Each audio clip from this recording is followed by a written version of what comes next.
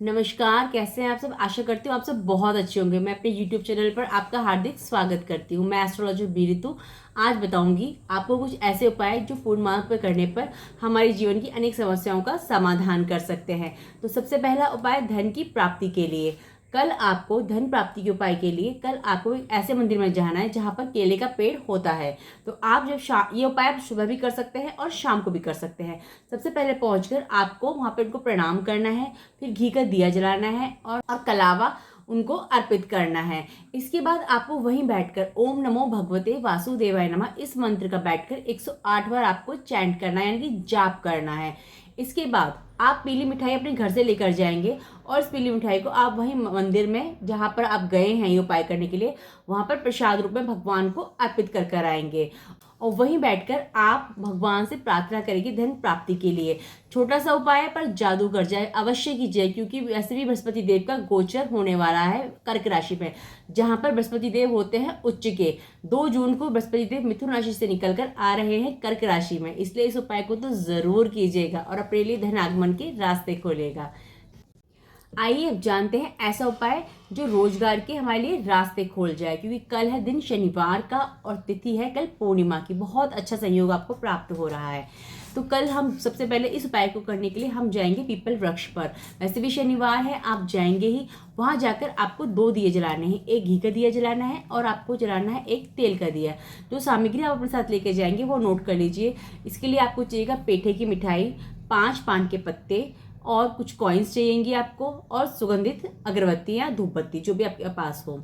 ये सारी सामग्री लेकर आप पहुंच जाइए। सबसे पहले आप वहां पर जाकर दोनों दीपक जलाइए और पीपल के वृक्ष को प्रणाम कीजिए। उसके बाद जो 5 पान आप लेके गए हैं उनको वहां पर बिछा दीजिए, यानी कि रख दीजिए, और उस पर एक एक आपको रखनी है पेठे की मिठाई। और जो सुगंधित अगरबत्ती या धूप बत्ती आप अपने साथ लेके गए हैं वो वहां पर जला दीजिए। और वहां बैठकर फिर आपको करना है भगवान विष्णु के मंत्र का जाप।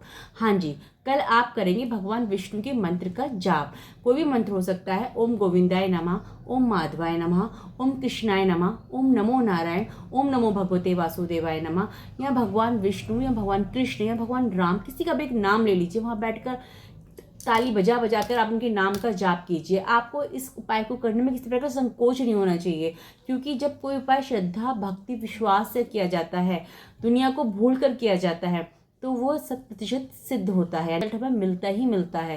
तो इस तरीके से आप इस उपाय को कीजिएगा। उसके बाद जो आप इस पूजा उपासना कर लेंगे, जो मंदिर के बाहर लोग बैठे होते हैं, आपको कल उनको कॉइन्स का दान करना है। और आपको मंदिर में बैठे हुए लोगों को, अगर आप घर से कुछ भोजन सामग्री बनाकर ले जा सकते हैं तो आप कल लोगों को भोजन भी जरूर खिलाइए। और एक विशेष उपाय, कल शनिवार है, गर्मियों का दिन है, मैं कहूँगी कि आप कोल्ड ड्रिंक पिलाइए, ब्लैक कोल्ड ड्रिंक आप उनको पिलाइए। ठीक है, इस उपाय को आप करिए रोजगार प्राप्ति के लिए। और मैं कहूँगी आप इस उपाय को कल से प्रारंभ करके कम से कम 6 महीने तक कीजिएगा, और रोजगार प्राप्ति के रास्ते आपके लिए ना खुले तो फिर बताइएगा, करके देखिएगा, लाभ जरूर होगा। अब जानते हैं ऐसा उपाय स्वास्थ्य रक्षा के लिए।